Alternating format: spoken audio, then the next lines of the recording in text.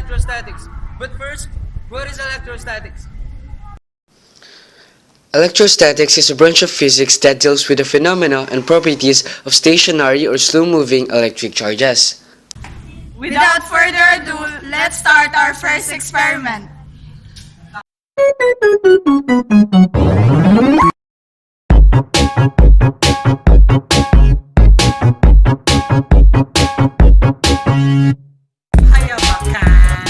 I have a tubo. Can tubo.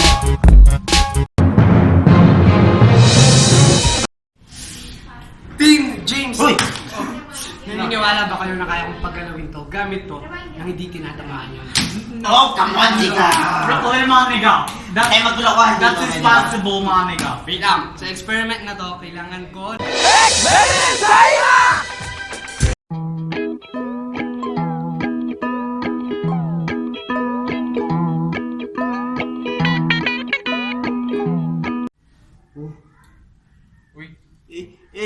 Oh! Wait! Oh! Oh! Oy! Oy! Oy!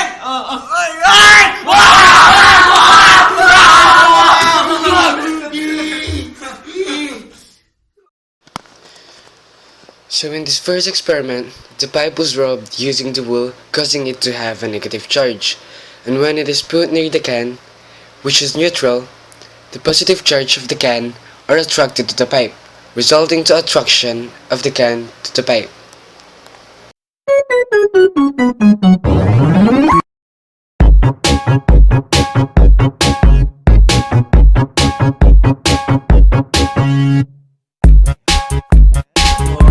I have a water. Tutor. Then, may magic ako para sa'yo. Ano yun? Magpapagalaw ako ng tubig. Sige nga. Wait lang. Tara, sunod ka sa... Tara.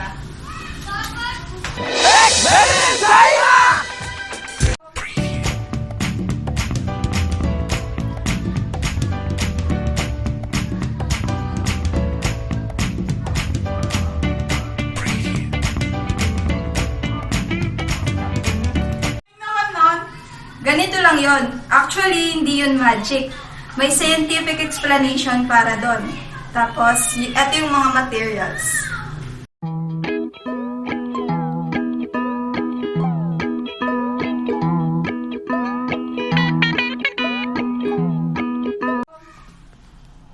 In this experiment, the water molecules are polarized, giving them slightly positive and slightly negative sides. This makes water even more susceptible to a charged object. The pipe was charged by rubbing it with hair, so when the pipe was brought near the water, it exerts a net attraction to the opposite charge in the water, pulling it closer.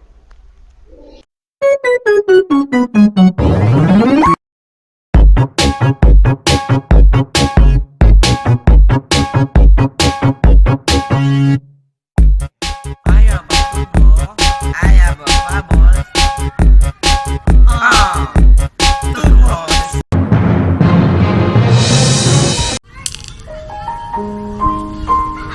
Para kang bula eh. Bigla-bigla ka na lang nawawala.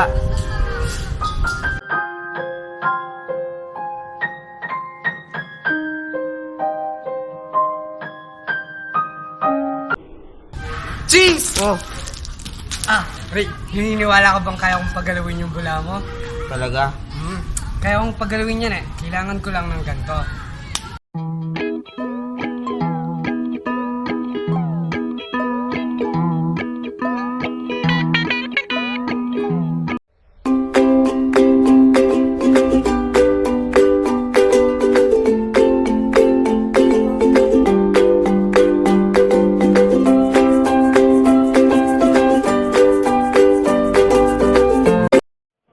In this experiment, we rubbed the pipe with the hair, giving it a negative charge, and the bubbles in the floor have a neutral charge. So when the pipe was brought near the water, the positive charge or the proton in the bubbles are attracted that cause attraction.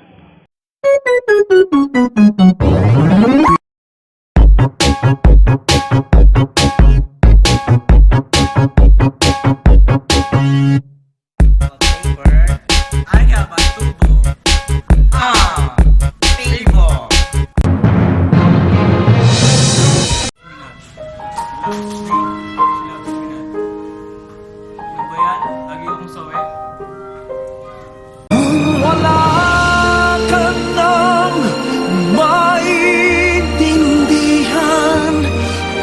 Daran! May solusyon ako sa problema mo. Ano naman? Nakikita mo tubo to? Kaskas wala sa ulo mo.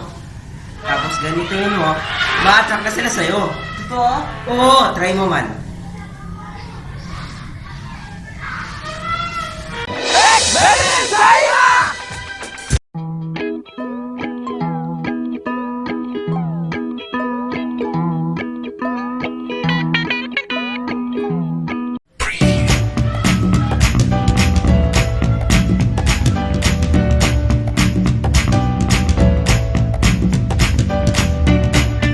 The rubbing of the pipe with a hair electrifies the pipe, giving it an excess negative charge.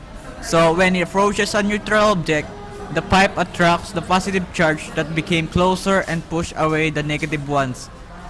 The global force effects will therefore be an attraction. Many of the characteristics of static electricity can be explored by rubbing things together. Many of us don't know that we are using static electricity in our everyday life. Although it can be a nuisance when you get shocked or touching a doorknob.